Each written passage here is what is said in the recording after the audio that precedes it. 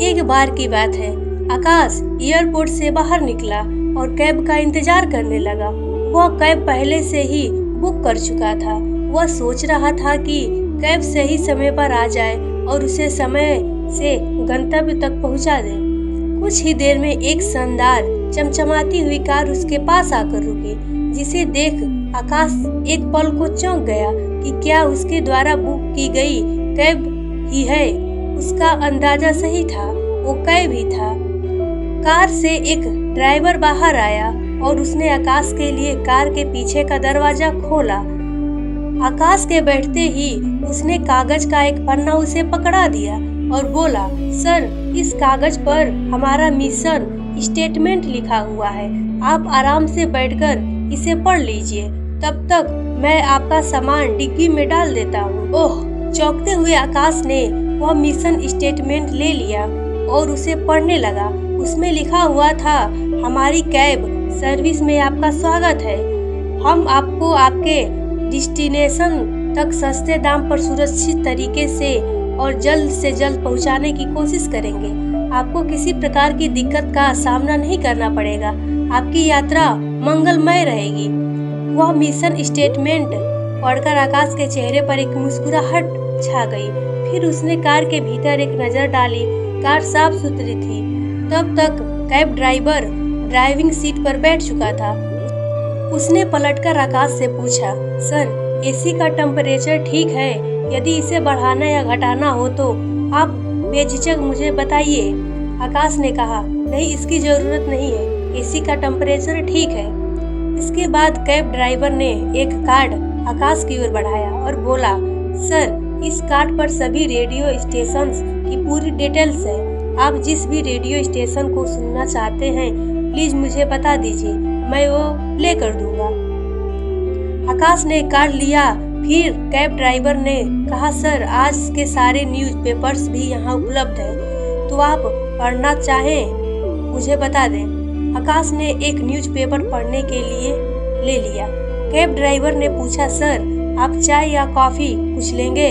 आकाश ने जवाब दिया, एक्चुअली मुझे सॉफ्ट ड्रिंक चाहिए था। आपके ठीक सामने एक छोटा सा फ्रिज है, सर, आपको वहाँ चिल वाटर मिल जाएगा। सॉफ्ट ड्रिंक्स की कुछ वैरायटी मिल जाएगी, चाहे तो आप आइसक्रीम भी खा सकते हैं। आकाश कार में दी जा रही फैसिलिटी से हैरान था। वह इन्हीं सब के बारे में सोच रहा था कि कैब ड्राइवर फिर बोला, सर, आप इस शहर के बारे में कुछ पूछना चाहते हैं तो मैं आपको यहाँ के बारे में बता सकता हूँ। इस तरह आपको यहाँ की जानकारी भी हो जाएगी और रास्ता भी आसानी से कट जाएगा। आकाश ने शहर के बारे में तो कुछ नहीं पूछा, लेकिन एक सवाल जो बहुत देर से वह सोच रहा था वह पूछ लिया, भाई, मुझे तुम ये बताओ कि क्या तुम हमेशा हर कस्टमर को इसी तरीके से ट्रीट करते हो, इसी तरीके से बात करते हो, उसे ये सारी फैसिलिटी देते हो? कैब ड्राइवर ने जवाब दिया, जी सर, लेकिन ये मैंने 1 साल पहले ही शुरू किया है। ये तो मैं 5 साल से कैब चला रहा हूँ, लेकिन पहले ये सब नहीं करता था। मुझमें ये बदलाव एक कहानी लेकर आई। एक दिन कैब चलाते चलाते मैं रेडियो पर एक कहानी सुन रहा था। वो कहानी थी बाज और बत्तख की। उस कहानी में बताया गया था कि बत्तख कैसे क्वाक क्वाक कर हमेशा शिकायतें करता है, वहीं बाज हमेशा ऊपर आकाश में उड़ता रहता है। उस कहानी में ये बताया गया था कि यदि हमें कुछ अलग बनना है तो इस दुनिया में कुछ अलग करना होगा। बस ये कहानी मेरे दिमाग में घर कर गई। मैंने अपनी साथी कैब ड्राइवर को देखा तो पाया कि जो काम मैं कर रहा हूँ वे सब भी वही कर रहे हैं। वे दिन भर थक हार कर काम करते हैं और जिंदगी के में शिकायतें करते रहते हैं। मैं भी ऐसा ही कर रहा था, लेकिन उस दिन मैंने सोचा कि मुझे कुछ अलग करना चाहिए। बस उसी दिन से धीरे धीरे अपनी कैब को बदलना शुरू किया।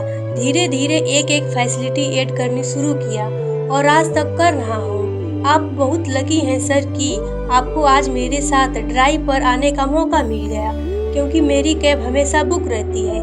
एक बार जो पैसेंजर मेरे साथ जाता है वो हमेशा मेरे साथ ही जाना चाहता है। वो मेरा नंबर लेकर जाता है और ज़रूरत पड़ने पर कॉल कर लेता है। कई बार मैं बुक होता हूँ तो अपने दोस्तों को भेज देता हूँ। और उन्हें कोई दिक्कत नहीं आने देता। आप भी ये मेरा कार्ड लीजिए सर, कभी आपको भी मेरी जरूरत पड़े तो याद जरूर कीजिएगा। आकाश को आज तक इतना बढ़िया ड्राइवर कभी नहीं मिला था। उसका ये सफर उसके लिए खास बन गया। इस छोटी सी कहानी से हमें यह सीख मिलती है कि जिंदगी में बत्तख की तरह शिकायत करना बंद कर दे, क्योंकि फिर जिंदगी बस शिकायत बनकर रह जाएगी। जिंदगी में वो मजा नहीं रह जाएगा। जिंदगी का मजा लेना है तो अपनी सोच ऊंची रखना, बाज की तरह ऊपर आकाश में उड़ना होगा।